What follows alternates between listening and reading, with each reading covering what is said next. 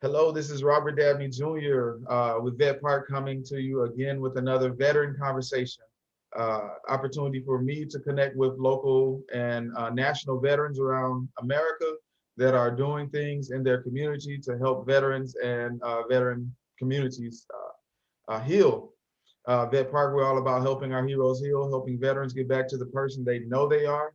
And today, the individual I'm able to talk to is someone who knows that well, who has not only overcome some things from his military experience, but also after that, something that we all went through, COVID. And I look forward to talking with them about that as well. And just before we begin, I want to say an apologies to Todd Cruz. I spoke with Todd Cruz last week on Vet Conversations, and our interview never made it to Instagram page, so I'll be doing it again. Hopefully, he'll have time for us to meet again. But Todd Cruz, he's also a California native. He's an artist. He's a phenomenal individual, phenomenal being, and I want more people to hear his story and to see what it is he's doing. But today we're with Crizam from CrazyFit, and I just look forward to hearing from him. He and I actually was stationed together. It was my last duty station in Baumholder. I don't know, was that your final duty station? That was my first. That was my first duty station. All right, cool. Yeah. So this is Crizam from CrazyFit, and just introduce yourself, man. Let us know a little bit about yourself, your background, your military history. Sounds good. How's it going, everyone? Hello, VetPark, and thank you to my brother in arms, Robert, for inviting me and connecting. This is a great thing. So again, my name is Crizam Carlos. I am a U.S. Army veteran, Army medic, 4 years active duty, 2 tours in Iraq. I am now the owner of CrazyFit LLC. It is a fitness company. We're here. Our mission with CrazyFit is to educate and empower every single body to be their healthiest, strongest, and sexiest through fun, fitness, and food. So our number one goal first is to educate, giving the right information in terms of health, fitness, nutrition, and proper mindset. A little bit more about myself. I was born in the Philippines, Manila, Philippines, with my parents. Older sister moved to Los Angeles when I was 7 years old, and basically grew up here all my life until my military service. So 12 years later, joined the military. Didn't even tell my parents. I just jumped on board, signed a contract. I weighed the pros and cons for joining the military, from the benefits, from the real life world experience, getting out of the house, building independence, and being able to stand on my own 2 feet and getting that sense of adventure and independence. So, and I've met a lot of great people. I'm glad I connected with Rob. Again, it's awesome. I love what VetPark's mission is with helping heroes heal, and doing so in a natural, positive, and truly sustainable way. Yeah, thank you, man. And I love the connection with your story and where you're currently at today with CrazyFit LLC, because it takes, in my estimation, a person that's crazy to just leave home and join the military without telling his parents at such a young age. But it's gotten you very fit, it seems. Like that journey started way back then, has gotten you to a good place today. You want to talk about that, where you're at today and what you're doing? Absolutely. I think one of the big things that I really gathered from my military service and serving 2 tours in Iraq is a deep appreciation for life, and making the most out of it, because I've seen a handful of soldiers who died, who were casualties of war. My very first trauma patient was a partial amputation. And let me tell you a quick story about it, because this is something that's ingrained in my memory, where I don't remember what I did before, that day or that incident, and what I did like throughout afterwards. But it was in, trying to remember the camp, I believe is not Mamadia. I believe it was Camp Kalsu, Kalsu, Camp Kalsu. And they had set up a phone tent, AT&T. So I was there waiting in line to call my family back home, my parents. And it was one of my first times there. And we hear an explosion far away. But we hear explosions there like every other week, or every week really. And we paid no mind because it was at a distance. Second explosion came in, it was a little bit closer. Third explosion was like, it sounded like right outside the tent. And I've never had a bunker drill before where everyone just left the tent. So I'm there waiting in line, standing, and soldiers are passing by me. And I'm like, where's everybody going? So I just followed the herd, and everyone was basically dog piling on top of inside of one of the bunkers, because they had concrete bunkers all around the camp, sandbags at both ends, it's rectangular bunkers. So I'm there, I jump in back first because I didn't want to be face down, I wanted to see what's going on. And I had like 2 soldiers jump on top of me too, but I can see towards the entrance of the bunker as the mortars were landing, the explosions, I see the gravel, like the rocks coming back down after they've been exploded up in the air. And after the all clear, after another like 3 or 5 mortar rounds, explosions, we slowly we started to hear someone yell out, all clear. So we started leaving the bunker, and I'm just there in a little bit of a daze of what just happened. And then I hear someone at a distance to my right, medic. So I run over there, and I run up to the soldier, just unconscious, one eye open, one eye half closed. And I'll be honest, I froze. I looked at him, I was like, wow, it was my very first trauma patient, trauma casualty. And I'm there looking at him, I was like, wow, this guy, I couldn't say anything. I was like, wow, this guy's really messed up. And another soldier runs up next to me. He looks at him and he goes, man, this guy is effed up. And I look at him and I think to myself, like, don't say that. He could probably hear you. And then he goes, but I didn't say anything. I was still in this frozen state. And then he goes, we need to get him out of here. And then I finally snapped up. I was like, yeah, you're right. And then I said, hey, go grab him by the chest and the shoulders. I'll grab him by the legs. And as I reached down to grab his thighs, my left hand, I remember that, my left hand grabs my left hand grabs his right thigh, the casualties, and my hand goes inside his thigh and I feel jello. And I was like, what does it feel like, jello? I pulled my left hand out. It was blood. My hand went inside his thigh. He had a partial amputation, so I had to hold higher up into his hips and his thighs. And then everything after that just moved really quickly. A Humvee came by. They had the litter, so we put him in the litter, put him in the Humvee, told them, hey, take him to the aid station, that sort of thing. And then we had a few more, I think we had another 3 to 5 trauma patients to take care of that day.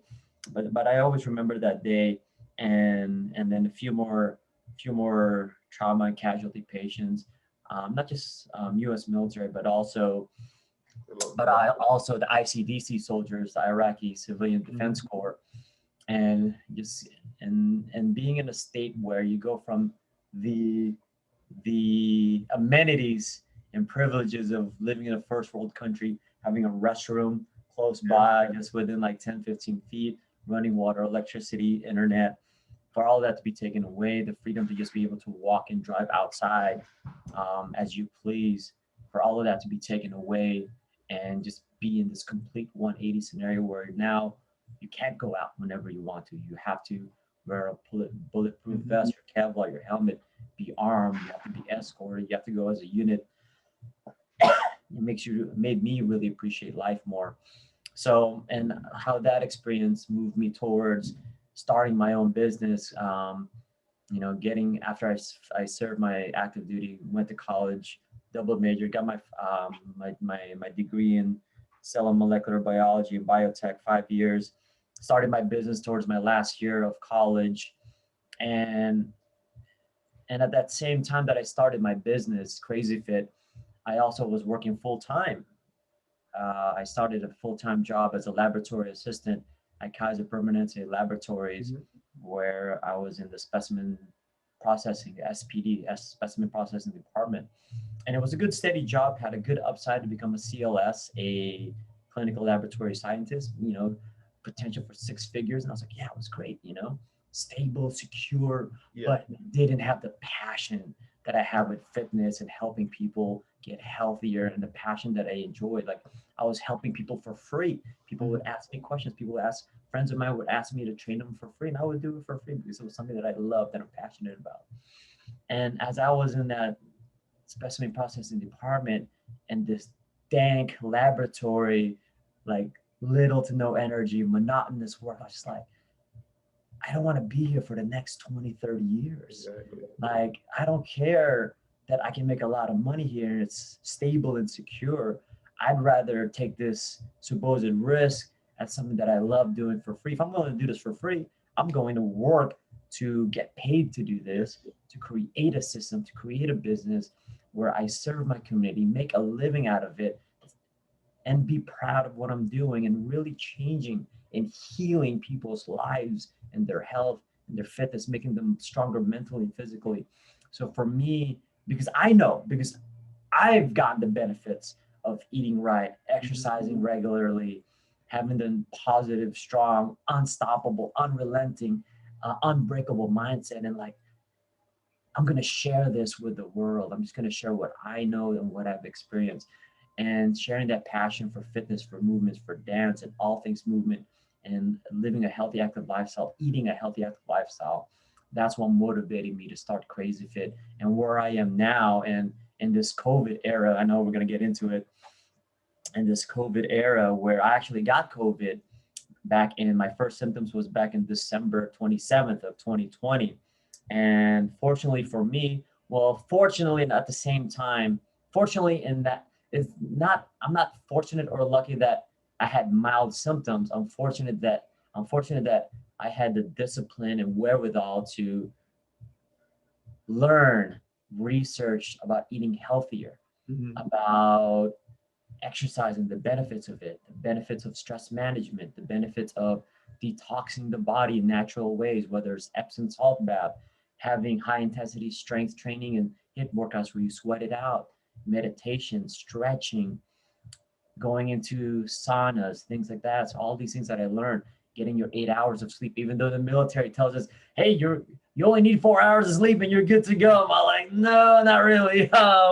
When you're in some missions, absolutely. But in terms of longevity as a lifestyle, we want to get our 8 to 10 hours of sleep, so we stay healthy.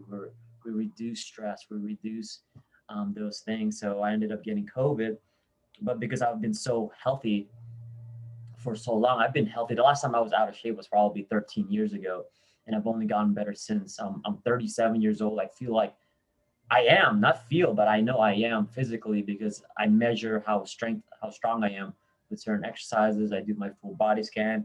I do my physical. I just did my physical back in January 22nd, did my blood work.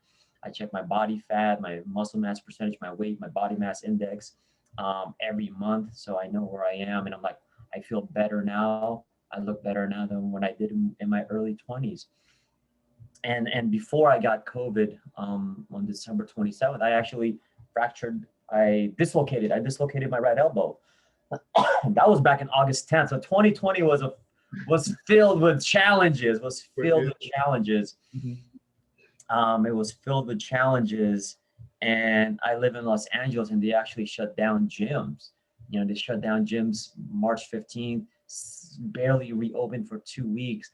So for me, I'm taking even more risk, where knowing my own research, education, and knowing what a lot of holistic doctors, a lot of homeopathic health professionals out there, medical professionals like Dr. Mike Hyman, the Cleveland Clinic, who I follow a lot, where there's a lot of research out there where like having full lockdowns are not the way to go, especially locking down businesses whose sole purpose is to help people be healthy, Right. to heal people. That makes no sense at a time of a pandemic. Why do we want to close these facilities? So I know I'm just like talking through what we're talking over. Are you fine with me keeping going with my story? Yeah, go, please. Yeah. So for me, it was like the challenge of like, no, I have to keep serving my community, because when the shutdowns of fitness studios, health spas, massage therapists, massage parlors, I think maybe even chiropractic offices maybe were even closed. Mhm. Dance studios, like places, even playgrounds and parks were shut down in Los Angeles County. Places of movement, exercise, movement heals, exercise heals. Go into a sauna to detoxify. Steam rooms, these are all places of healing. These are places with communities that help support a healthy, active lifestyle. So I ask my members And clients, do you all want me to stay open? If I decide to stay open with the proper public health protocols, things are not going to be the same. If Right. I'm going to stay open during the pandemic, things will have to be cleaner. We all need to take personal responsibility to make sure that anything that we touch and use, we spray down, sanitize, wipe down. Everyone comes in with hand sanitizers. If you have cold or flu symptoms, something that's related to COVID or any kind of illness, stay home. You know, are you going to make that commitment? Is my community, my CrazyFit community members going to make the commitment? They said yes. If you stay open, Crizam, you keep CrazyFit open, we will keep coming. I'll probably say 90% of our members wanted to keep going because they know that I care for them. They know the benefits of exercising, keeping the community going, especially during a time that's as challenging as this. So I had to overcome that first challenge. Initially, we went from 26 classes a week. I brought it down to 9 classes a week. I limited the size from 12 to 9 or less because that was what then President Trump said, like, no gatherings of 9 or more, like keep it at 9 or less. I'm like, all right, this is what the national level says. Let's follow that. 6 feet distancing. We put markings on the ground on our fitness studio. All right, we're limiting the class sizes. We're limiting the spacing that we're in.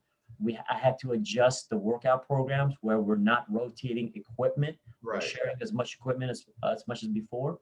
We put essential oil diffusers in every room to detoxify and clean the air.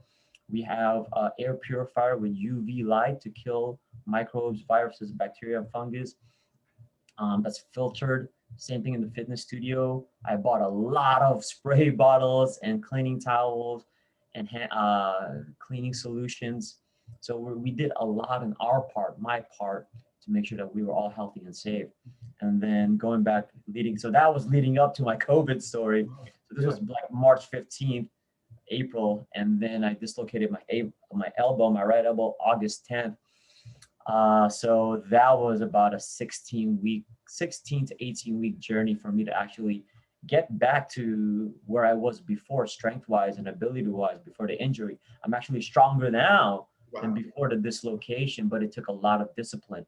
I ate even healthier. I doubled up on my supplements, especially for the joint. And I look at it now in hindsight, and it was something that I told myself, when the injury, the dislocation happened, I told myself, I always have 2 choices. Either I'm going to be better because of this situation, because of this tragedy, because of this turmoil, because of this challenge. I'm either going to get better from this, or I am going to be bitter and not improve. So I told myself I'm going to be better, and I did. I ate healthier, ate even cleaner, more disciplined, doubled up on my supplementations, and I believe this was a blessing in disguise because that set me up to be better prepared. So when I got exposed to COVID in December 27th, and I believe I got COVID either outdoors, because I went to a big outdoor snow park, basically,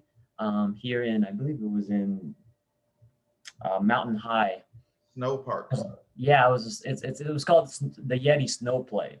Okay. So even though it was outdoors in the snow, there was like hundreds of people, and we were out there with my daughter, my niece, and my sister for 5 hours.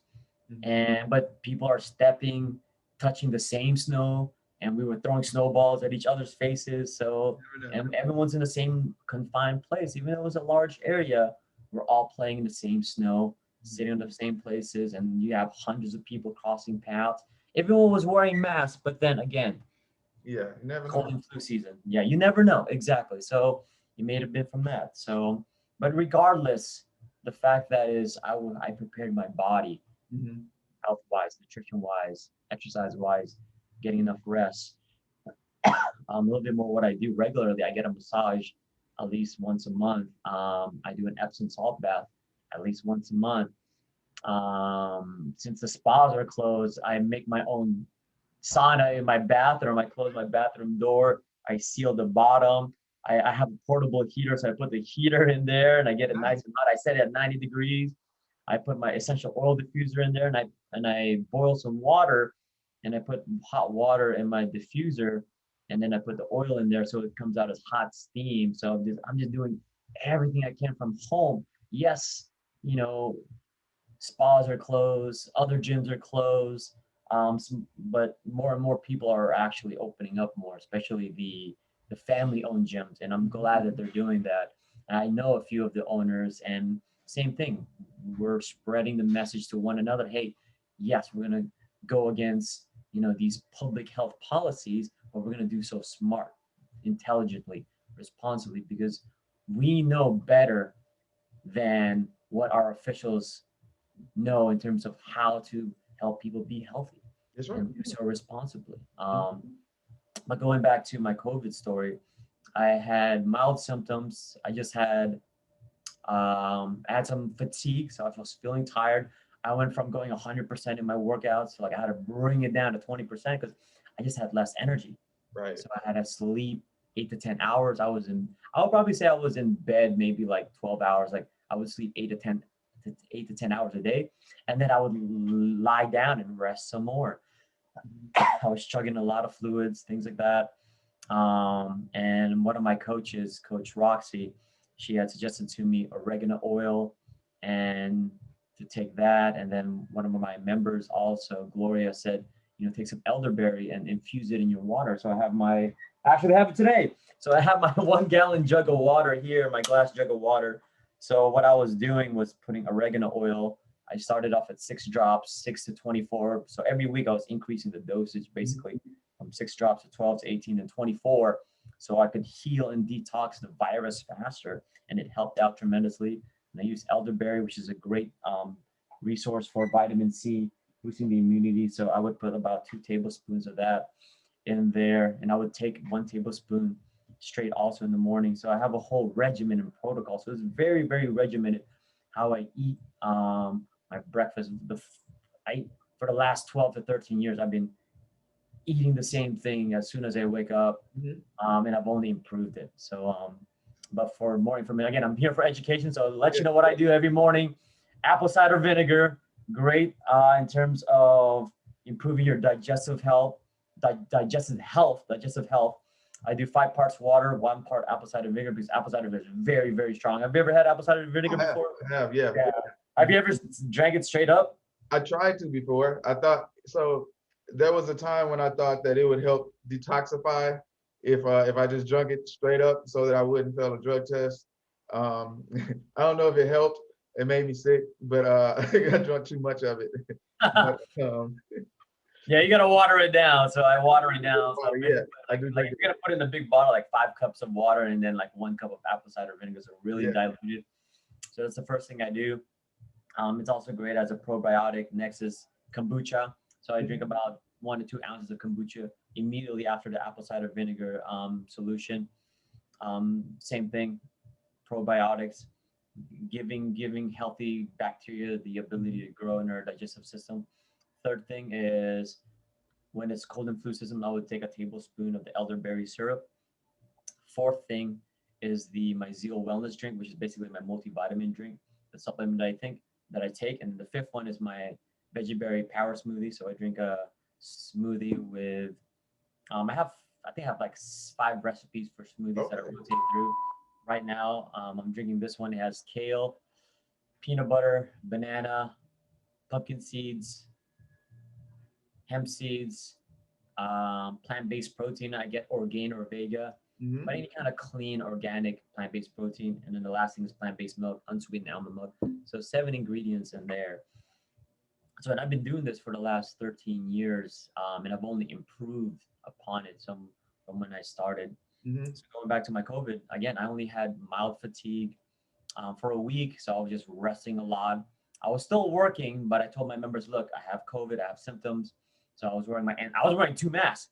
Wow, So I was still being responsible. Yeah. So, and I'm very transparent with my members because I want them to be transparent. So I have to lead by example. That's a great thing that I learned from the military, from the Army, is like lead by example, like I can't preach to my members in my community to be healthy and strong and fit when I'm here overweight and I'm not here in shape and I'm not eating the way that I preach. So everything that I do, whatever I expect my community and my clients and members to do, I have to do it even more so.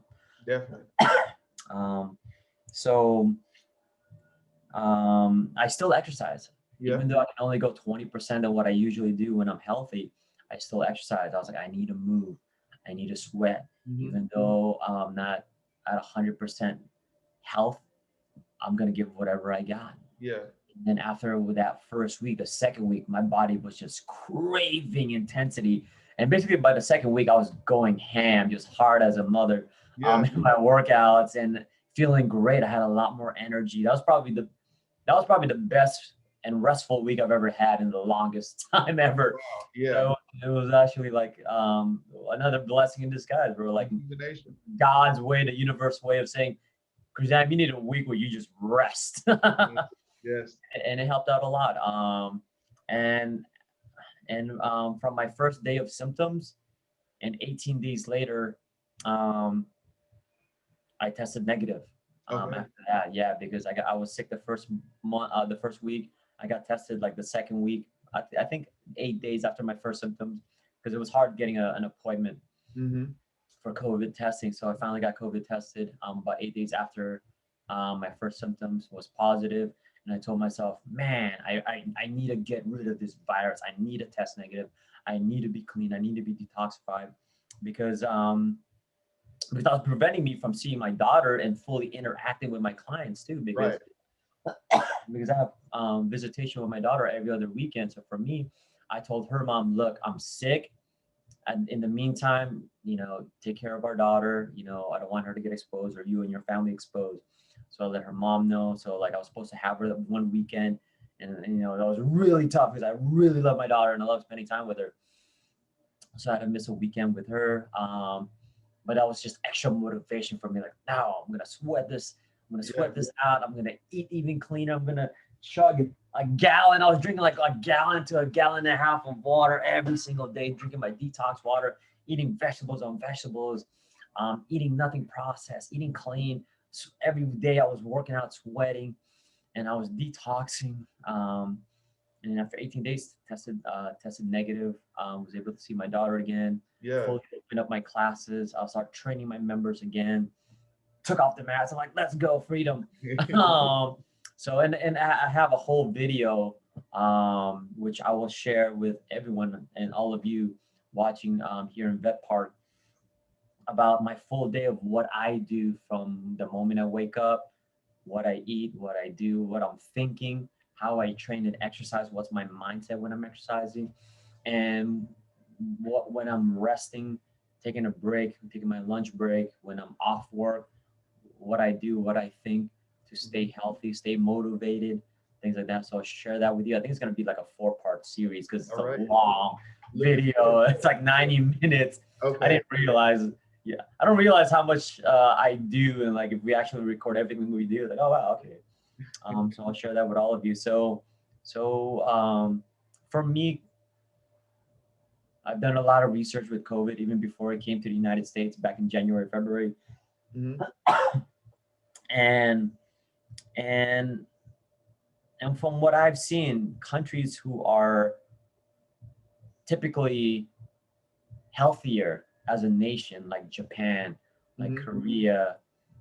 What else? What other countries are fairly healthy? Like they have far lower cases, right? Per capita per 100,000, because they're healthier. Yeah.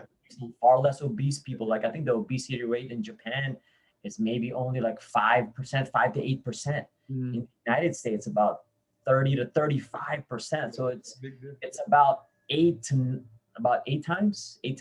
Yeah, 8 to 9 times worse. Yeah. In the United States. So that's why we're seeing far more cases, far more severe cases, far more deaths.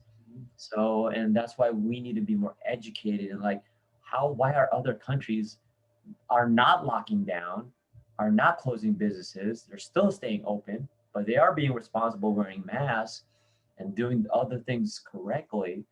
What's the difference between Japan? Why is their cases so much lower? Places like Korea, but why is Italy was hit so much harder? Why is the United States hit so much harder?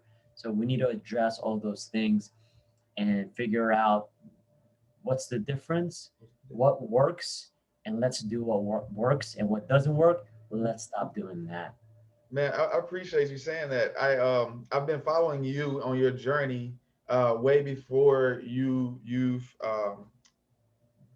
become CrazyFit LLC that you are today. I've been following you for a long time, and I've seen you morph in from a regular guy that works out to this buff dude that is not afraid to show it all because it looks good. That's right. Yeah, you know what I mean. I've seen that transformation, and that's one reason I want to reach out to you because you understand that it's not just about lifting weights. It's not just about doing these exercises or saying how large your bicep is or what that's a outgrowth of a healthy lifestyle. And one of the things that is missing for a lot of veterans is that structure of a healthy lifestyle. I mean, I wasn't that healthy as a veteran, but I did wake up every morning and work out at least, no matter how much I gave, I had to do it. Right. And um, there were certain things that were in place that kind of kept me moving forward with my physical abilities and motion and just being able to move and function as a human being. And once leaving military, one of the first things I abandoned was waking up early in the morning to work out. I do it on purpose now though. But when I first got out, it was like, no, I'm out of the military. I'm not doing that anymore. But a lot of veterans may have that struggle still. And so just to get you and your programming and your mindset out and allow you to influence more veterans is one of the things I'm excited to announce, as far as our partnership goes, our working together VetPark's partner program. We're going to partner with CrazyFit and Crizam and all the things that he has going on his side of California with fitness, regardless if it's recipes or workouts or mindset shape ups, whatever it may be. He's the man, and I want more veterans to have access and that knowledge and information that you share often, and that energy, especially, man. We don't. It's difficult to maintain the energy, but you show that just using the little energy you have produces more energy, and I want as much as you have to give. I want as many veterans as possible to be able to receive. And so, as you said, like your day with Kazam, your day with Crazy Fit will be coming soon to VetParks, to our YouTube channel, to our Instagram TV. It will be broken down into segments, parts 1, 2 through whatever, to just kind of share with you and introduce to you the man, Kazam, the veteran, the hero, the fitness trainer, the influencer, the fitness influencer that is today making a change in California. We're going to help you and your programming and your staff and everyone as much as we can reach as many veterans, if no one else, veterans with your mindset, because you have the history. They know, the stories, the experience about what a lot of us have gone through. I mean, just your opening story with one of your first days in not even outside the wire. You didn't even make it outside of the base yet. Those things do stick with us, and they do play a part. And I'm just having communities that you're able to discuss this with without scaring everybody in the room away, or you're able to kind of share your thoughts and your memories without people looking at you weird, is something that's needed. And so I appreciate you sharing that, man, and being as open as you can be about your story and about your experience, but also about the strength that you've gained from it, and the lessons that you've learned, and how it's impacting you. And clearly, if we were to judge a book by its cover, you would be someone that we would say, yeah, he knows what he's doing. And so yeah, we just thank you for just being available and for sharing with us your story and your journey. And we look forward to just seeing you continue to move forward in your mission of um, I forgot it. Food, fun, and fitness, and Yeah, there you go. The three F's. The three F's. food, fun, and fitness, and for those people that want to be, I just remember sexy, but because that's maybe one of the Healthy, strong, and sexy. yes, that's it, man. There's a lot of people that I know want to get that groove back, and it's possible. We go through life thinking that we had it at this one point in time, but you can have it again, and you show that, you make that clear, man. So I'm almost 40, man. I can't believe it. It's yeah, crazy. 40 is a good age. That's the current Yeah, age I am today. Yes. nice. So it's a great thing. Yeah, But for you to take your fitness to you at age 40 is something that a lot of people would never even dream of for themselves. And so, I'm grateful that you're doing it and showing people that it is possible. And just being that motivation and that influence that we need in our culture today. yeah, I'm here for all of you, men, women, children, families, communities, veterans, civilians, current service members.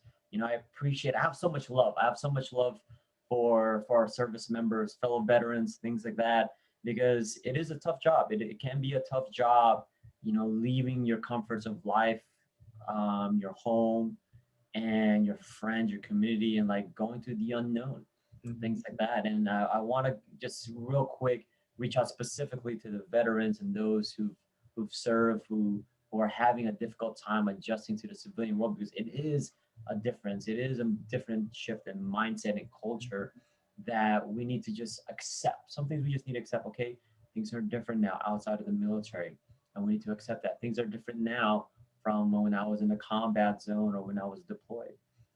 We need to accept those things, and that whatever experiences or trauma that we had, whether it's post-traumatic stress disorder, PTSD, or thoughts of homicides or suicide, because I'll be honest with you, and it's something that I talked to Rob about, and I'm more open about it now, Mhm. about my own thoughts of suicides and homicides while I was deployed.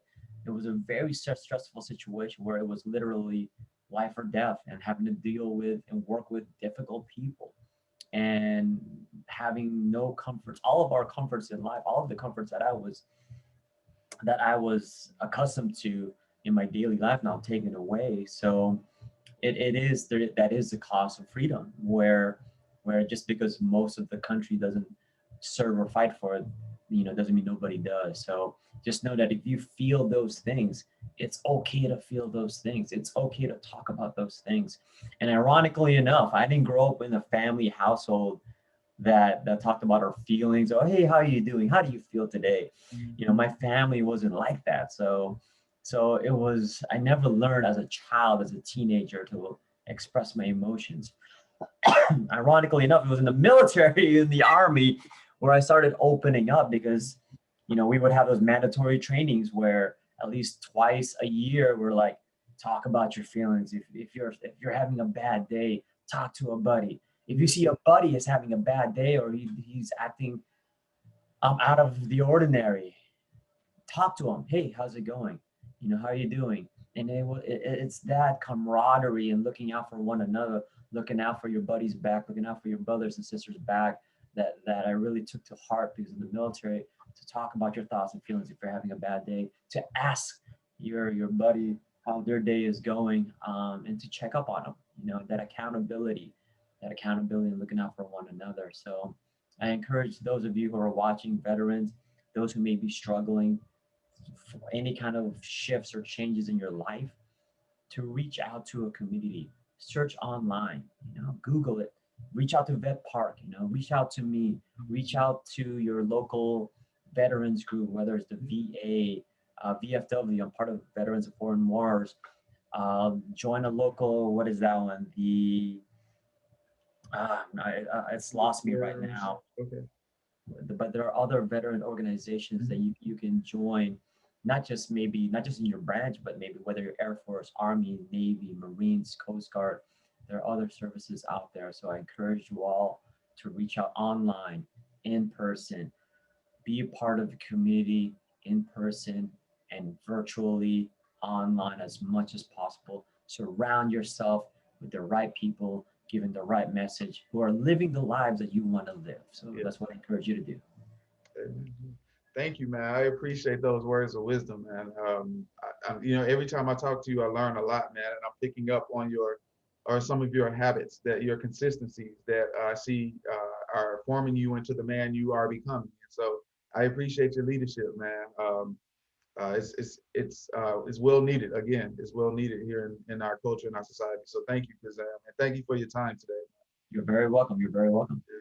All right, cool. I can't wait to see more. And everyone on VetPark will be seeing a lot more from Crizam and from CrazyFit LLC, because he stays at it, and you will see, and you will be motivated and inspired to pick up a jog, or maybe a dumbbell or a tire or something. Hey, But let's go. we're gonna get everybody at least active. We got to get moving, man. So thank you for your time, and I thank you all for watching, and look forward to seeing more from VetPark and CrazyFit LLC. Thank you. All right, thanks so much. God bless.